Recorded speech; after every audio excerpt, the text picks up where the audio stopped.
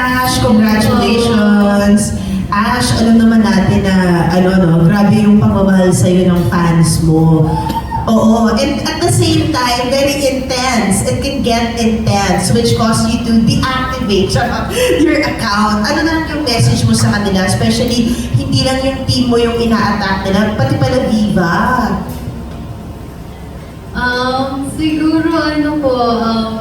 Siguro ganun pa din kasi alam ko naman yung goal natin, lahat na nangyayari because of love. So siguro masasabi ko lang, let's all be careful with our words kasi ayun, tulad po na sabi ko kahapon, yung bawat tao, may kanya-kanya po yung pinagdadaanan niya. So being kind, hindi naman siguro ganun kahirap yun para mas hindi natin iparamdam sa tao. Parang paparamdam natin sa bawat isa na kapag na-encounter nila tayo na parang, na-encounter natin ito, mabait siya, parang love niya lahat. So parang mas mapapagaan po natin yung pakiramdam ng bawat isa. Thank you so much. Wow! Hindi po alam masyado. Pero may message ka ba sa kanila? Ayun, siguro kasi may nasasabi din sila kasi hindi nila siguro alam lahat po na nangyayari. Siyempre kung ano po yung nakapost lang sa social media, yun lang po yung may idea po sila. Pero ayun, gusto ko lang din sabihin na sobrang laki din talaga ng tiwala sa akin. Lalo na po si Boss Vic, kaya hindi rin po ako mapupunta dito kung hindi nagtiwala sa akin si Boss Vic. Kasi sa girl group before, dito lang ako, gilid-gilid lang ako talaga eh. Kaya sobrang thankful po talaga ako kay Boss Vic kasi nagtiwala siya sa akin at binigyan niya po sa akin yung role na JJ, pinagkatiwala niya po sa akin si JJ. At yun po yung parang sobrang laking blessing po sa akin ngayon dito sa industry. Ashtin, sa success ng Mutya ng Section E, sa palagay mo, kaya mo nang mag-solo? Wala nang team?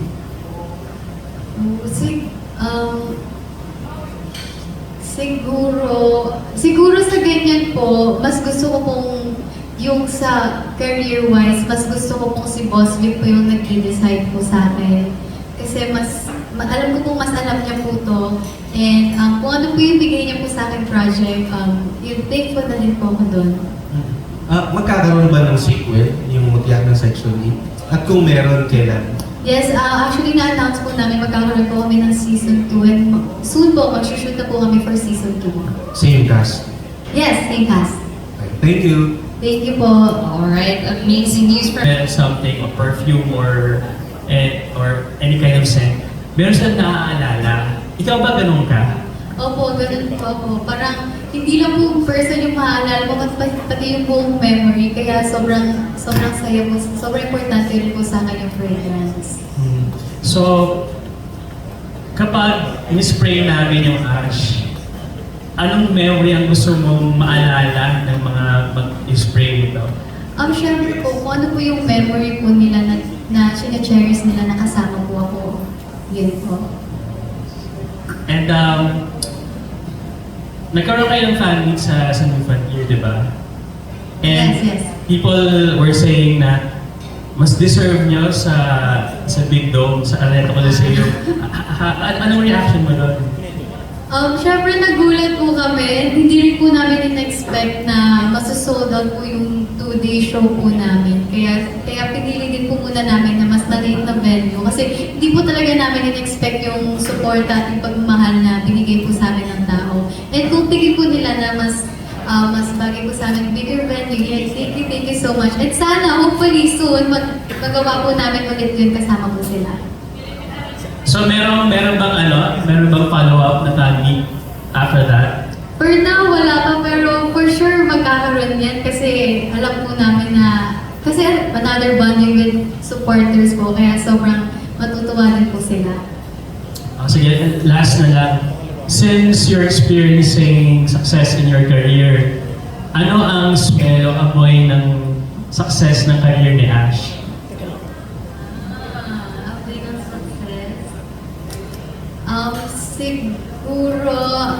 Siguro yung fresh pa din kasi gusto ko, kung ano yung nararamdaman ko po ngayon, parang lahat po sobrang bago, sobrang fresh.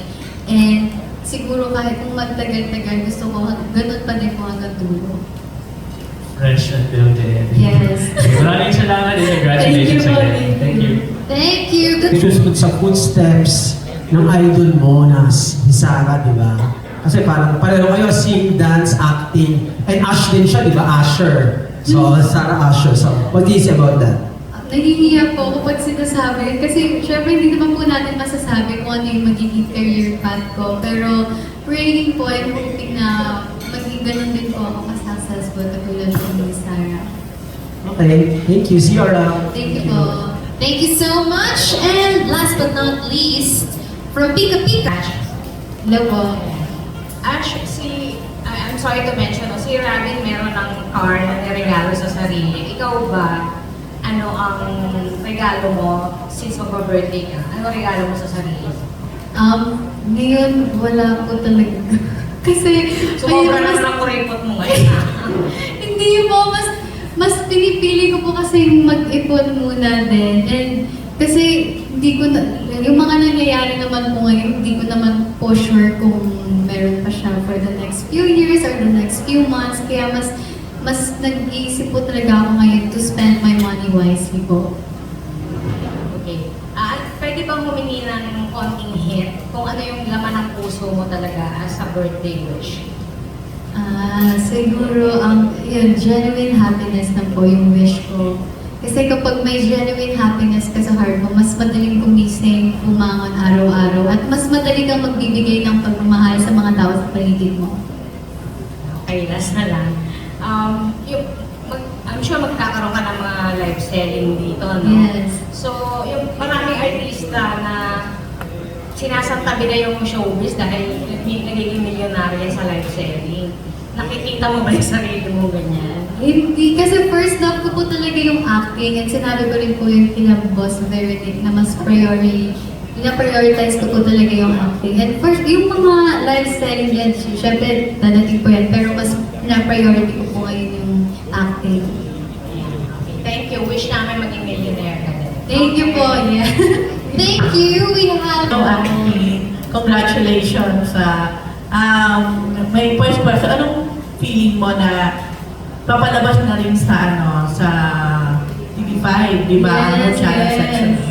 Ayun, sobrang another blessing po yan. Kasi hindi lang po siya mapapanood sa Vivo One, kundi marami na rin pong taong makakanood at alam niyo po yung titignan po namin kung susuportahan or kung mas marami pa po yung magmamahal po sa amin at sa show namin.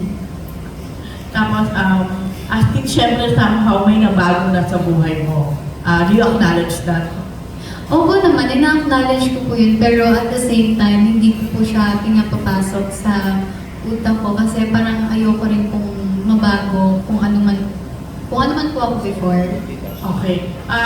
Siyempre parang inevitable na papunta ka na talaga, nakikilala ka na talaga, sumisikat ka na, you have biggest, in a way, one biggest fan group din ngayon. So, ano yung fear mo sa kasabay nitong pagsikat mo? Siguro, kasi po, para sa industry, sobrang ingay din po talaga. Siguro fear ko na parang mawala yung spark ko sa gusto kong gawin. What do you do? Siguro yung parang mas piliin yung peace kesa sa passion. Yun po. Pawala na. Yung mawala yung ikaw. Yung mawala yung drive din sa gusto kong gawin, and yes, at the same time, pag mawala yung sarili ko or mas ma-overcome nung fame, kung ano man po ako, yun po. Yung mag-commute ka. Hindi mo mamili. So, kasi nagko-commute lang po talaga ako kapag feeling ko po, mas madali kong mag-commute. Kasi pinipili ko din naman po yung oras ng pagko-commute ko. Like kapag hindi po rush hour, yan, kapag alam ko kung mas mapapadali po yung buhay ko, yun, doon po yung gagawin ko. Nakikilala ka ba nila? Minsan po, may mga nagpapapicture po, pero hindi naman po yung dumog level. Parang, ay, si Ashley, picture, tapos yun lang. Yun na. So much to forward pa sa'yo. So, congratulations. Salamat po. I wonder lang ano nasa wishlist mo in terms of dream projects and roles? Wish list ko, siguro, ayun po more projects, ang wishlist ko magkaroon po ng bahay ko dito sa Maynila. Para po pag luluwas po sila mami, ayun, meron po kaming pagtutuluyan po na mas comfortable po. Okay. How about roles? Kasi alam namin nagmo-motor ka. Gusto mo mag-action? Uy, gusto ko po talagang mag-action. Okay. Napatunayan ko po nung naging JJ ako, kaya ko pala. Kasi before, pag sinasabi ko sa mga friends ko, gusto ko maging action, gusto ko mag-action, kasi parang ang angas. Sabi na, di mo kaya yun, kasi ang lambot-lambot mo, ganyan. Pero kaya ko pala, kaya gusto ko na action talaga. Dream role ko po yan. Ano pang iba? Mas more drama din po. And alam niyo po, yung mga movies about family. Yun yung gusto mo. Yes po. And my last question, besides yung mga achievements ngayon, like this new endorsement, what keeps you blooming? Or who keeps you blooming? Keeps me blooming, siguro love po talaga. Kasi mag-reflect po yun sa aura ng tao, sa mukha ng tao. Kaya yun po yung love talaga, love. Kanino daw? Mahal. Oh. Love for everyone yan. Kasi kung ano yung natatanggap mo, yun yung mabibigay mo. Kaya tsaka kailangan mong i-feel ng love yung sarili mo para may masishare ka sa iba. Okay. Thank you so much, Ashley. Thank you po.